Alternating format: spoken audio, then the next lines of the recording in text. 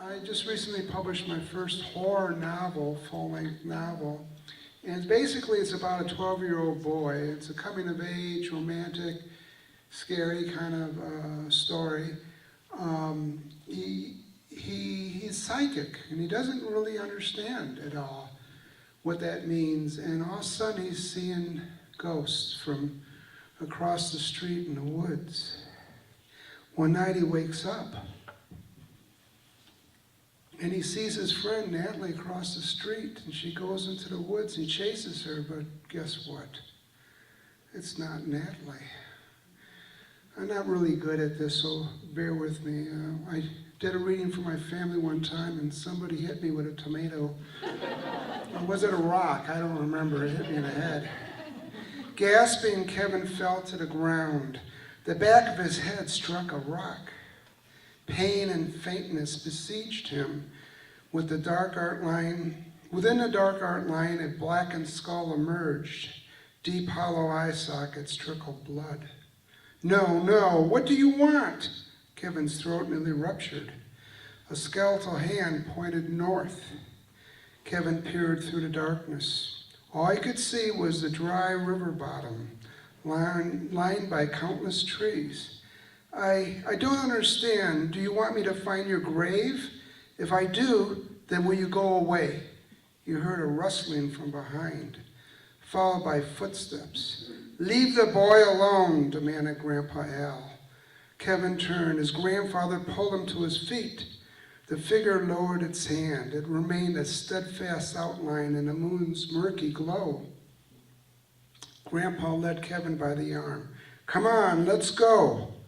Without another word, they climbed up a small embankment, the old man pulling him by the arm. Kevin kept looking over his shoulder.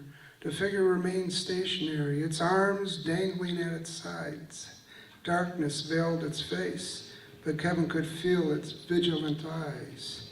Then, without the slightest effort, it rose above the river bottom and in a most unnatural manner drifted toward them. Don't look back, boy, his grandfather hollered.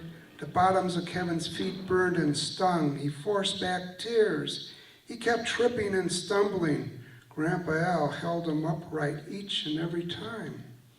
The street lamp shone through the trees like a distant beacon. Kevin had to fight the urge to look over his shoulder. It's close. I can feel it. Connor's voice awakened. Slow down, he pleaded. Please, you have to slow down. But Kevin remained helpless to do so. Grandpa Al continued to hold his arm firmly, pulling him with astonishing strength. They broke through the trees and rushed onto Grandview Road. The farmhouse lay 40 yards away. Gasping for air, Grandpa Al slowed down, clutching his chest, collapsed. They fell together. Kevin's elbows and knees struck concrete. Grating pain shot through his arms and legs. His grandfather landed on top of him, purging his lungs of air. The pain was just too great. He nearly passed out. Get up, don't give in. Kevin squirmed out from beneath the old man, wheezing for air, his body in resolve all but exhausted. He raised himself to his knees and spotted the dark figure within the trees. He's still after us. What is he waiting for? He struggled to his feet and yanked his grandfather by the arm. The old man groaned and held his chest. Pain and weariness distorted his face. Come on, Grandpa, we're almost there. Everything turned bright. Kevin peered east and spotted headlights speeding toward them.